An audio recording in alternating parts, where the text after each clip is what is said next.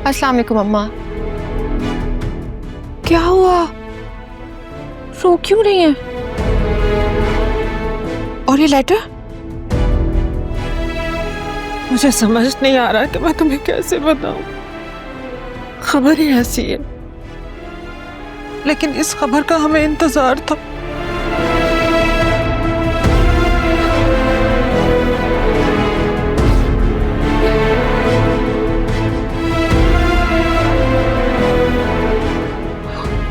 असफा नक्शे तलाक दे दी।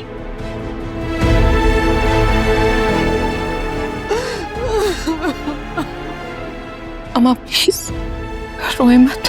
मेरी बेटी का घर उजड़ गया, कैसे नहीं रोऊंगी। घर आबाद ही कब था? वो तो मैंने जबरदस्ती जोड़ कर रखा हुआ था अपनी खामोशी बाबा के पैसों से।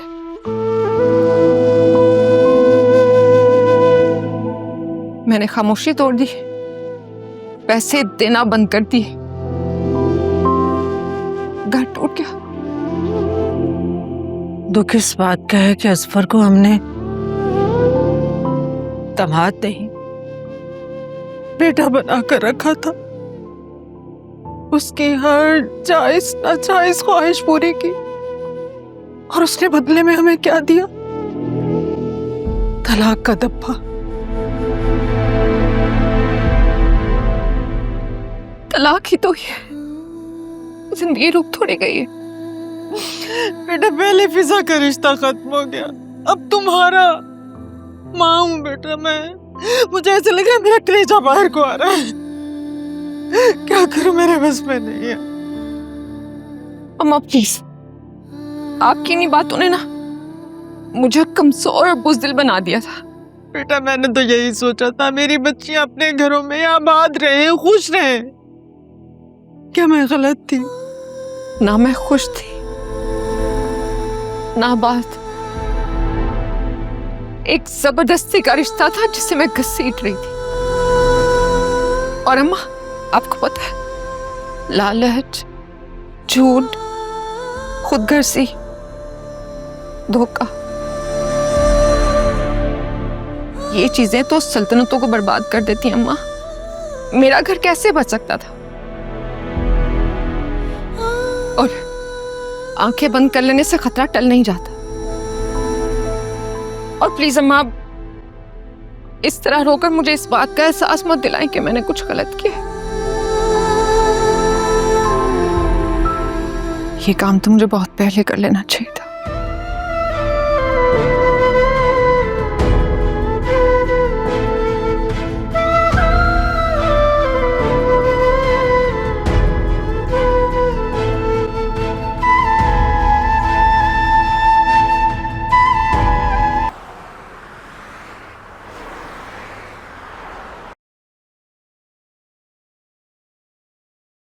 हेलो आयरा। हाय। कैसी हो?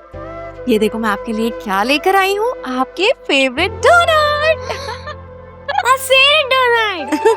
आपको पसंद है ना? ये सब आपके लिए, और हाँ इसके अंदर ना चॉकलेट्स भी है, वो भी सिर्फ आपके लिए। थैंक यू आनी। You're welcome। अच्छा ये बताओ कि बाकी सब कहाँ है? मुझे कोई नजर ही नहीं आ रहा। वो लोग रूम में है और वो लोग सैड भी है। सैड? कहीं आपने किसी को तंग तो नहीं किया? नहीं, बाबा ने मम्मा को डिवोर्स दे दिया है। आयरा, बुरी बात होती है, बच्चे ऐसी बातें नहीं करते। क्या डिवोर्स गंदी बात होती है? आयरा, तुम कब आई? आयरा बेटा, नेक्स्ट टाइम ऐसा वर्ड यूज नहीं करोगे आप, ठीक है? बुरी बात होती है। चलो आप अपनी ड्राइंग करो। क्या हुआ? कोई बात हुई है? तुम लोग क्या बेहोश रहते हो? मुझे छोटी बच्ची बता रही है कि बाबा ने मम्मा को डिवोर्स दे दिए। हद हो गई है। इसे कैसे पता चला? इसके सामने तो किसी ने कोई बात नहीं की। इसने सुना होगा तभी तो कह रही है, वरना इस बच्चे को क्या मालूम। ओह हाँ यार आलिया, अम्मा ना जब से डिवोर्स फाइनलाइज हुई है ना, मुसलसल रोई जा रही हैं।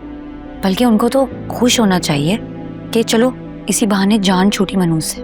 जो भी है फैसा, कम से कम बच्चों के सामने तो इस तरह के अल्फाज यूज ना करें। क्या अब FIR कटवाओगी क्या हम पर? चलो, पापा कब से तुम्हारा इंतजार कर रहे हैं, कह रहे हैं आलिया कहाँ है। चलो आयरा, मैं थोड़ी देर में आती हूँ आपके पास। आप अपनी ड्राइंग करो।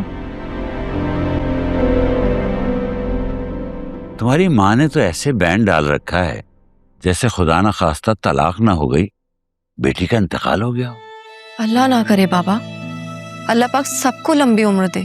बेटा हम 3 महीने से वकील के और अदालत के चक्कर लगा रहे हैं ताकि खुला मिल जाए, और जब उसने खुद तलाक भेज दी है तो सदमे के आलम में मुंह लपेटे क्यों पड़ी है भाई? अजीब सी बात है। बाबा, औरत की कामयाब या नाकामी के पीछे हमेशा माँ का हाथ होता है। एटलीस्ट हमारी सोसाइटी में तो यही समझा जाता है ना। और उन्हें ये लग रहा है कि तलाक जोयाबाजी की नहीं हुई है, बल्कि वो बहैसियत माँ नाकाम हो गई हैं। मे बी, शायद तुम सही कह रही हो। गलत लगता है ना। यहाँ कोई किसी को इल्जाम नहीं दे रहा। प्लीज अपनी माँ को समझाओ कि जरा अकल इस्तेमाल करे। बाबा मैं खुद उन्हें समझाऊंगी। वैसे सच पूछो तो मुझे ऐसा लग रहा है कि मेरे दिलो दिमाग से एक बहुत बड़ा बोझ हट गया हो। लेकिन एक बात समझ नहीं आई है, उसने इतनी आसानी से ये तलाक दे कैसे दी, जिसके पीछे वो हमें इतना भगा रहा था। मुझे तो लग रहा था कुछ ले दे के काम बनेगा। अब हो गया है ना, तो खुदा का शुक्र अदा करें। और प्लीज इस बात को मजीद डिस्कस करने की जरूरत नहीं है। अब जोया भी मुझे पहले से काफी बेहतर लगी है ना। मुझे तो लग रहा था कि वो तलाक का काफी असर लेगी। थैंक्स टू हर डॉक्टर। हाँ, ये ना साइकोलॉजिस्ट की थेरेपी का असर है, वरना जोया बाजी तो लंबी लंबी बेहोशी पड़ी रहती। अरे तो अपनी माँ को भी उसी साइकोलॉजिस्ट को दिखा दो ना। उससे कहना कि हर छोटी बड़ी बात पर इनके हाथ पांव फूल जाते हैं, खुद भी परेशान रहती हैं और हमें भी परेशान करती हैं। अरे हाँ बेटा, वो अकरम ने वासे से बात की, ये सुल्तान वाला मामला भी अब हल हो जाना चाहिए बेटा।